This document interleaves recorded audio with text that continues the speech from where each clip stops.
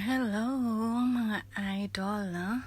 Ngayon, maglilinis tayo ng dahon ng mint. Paano natin to ma-preserve ng 3 to 4 days?